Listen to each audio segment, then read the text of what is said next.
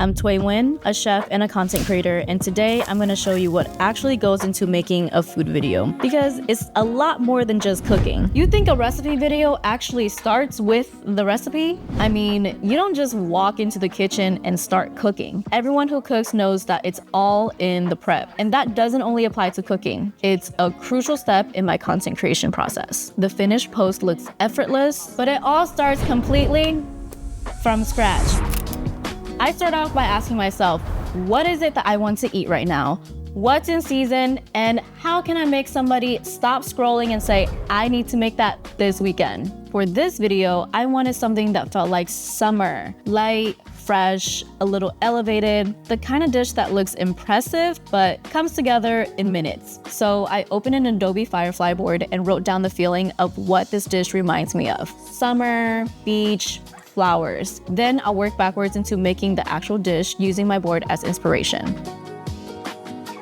So from that feeling, I landed on a salmon crudo. It's bright, it's fresh, it's beautiful, and it's something that you would order at a nice restaurant and not realize how easy it is to make at home. That's kind of like the sweet spot for me. Approachable, but aspirational. And once I have the dish, I start thinking about what makes it visually interesting. The vibrancy of the salmon, the pops of color from citrus and the fresh herbs, the way a good olive oil drizzle catches the light. Because with food videos, the recipe and the visual are developed at the same time. Now that I have an idea of the dish, this is where Adobe Firefly completely changes how I'm gonna be developing the recipe for this video. Instead of scrolling through the whole internet for plating ideas, with Firefly's AI video and image generator, I can describe exactly what I'm envisioning and see it instantly. I type in salmon crudo, bright editorial plating, white marble surface, fresh citrus, microgreens, natural light, and look what comes back.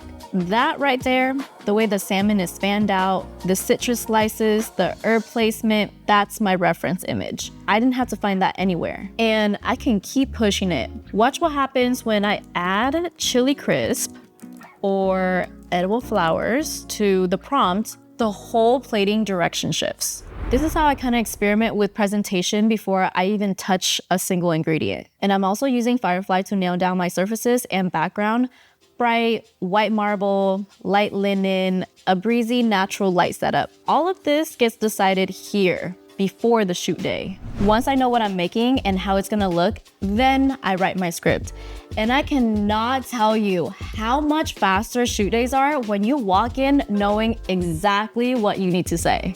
I'm not winging it on camera. I'm not figuring out the story while I'm slicing the salmon. Every line is mapped out in advance. The hook, the technique moments I want to highlight, the little tips that make someone feel like they learned something. But my scripts aren't word for word, they're more like a roadmap. I have my key points written down, what I say at the top, which steps I'm explaining on camera, where I'm gonna drop a tip, and exactly how I'm gonna end the video. And because I already have my Firefly plating reference, I know exactly which moment is gonna be the most visual. The salmon fan, the citrus squeeze, so I know exactly when to stop talking and just let the food do the work.